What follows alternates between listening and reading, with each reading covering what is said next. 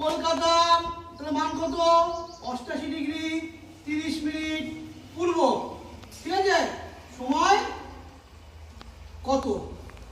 ঠিক আছে, তাহলে গ্রিনিচের সময় সকাল 6টা হলে কলকাতা পূর্ব সময় কত হবে?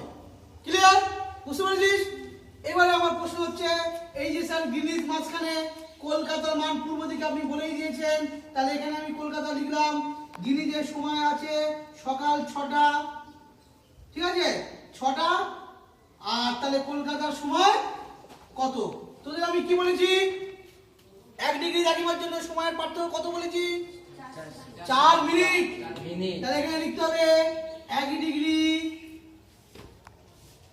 দ্রাঘিমার জন্য কয় 4 মিনিট হয়েছে।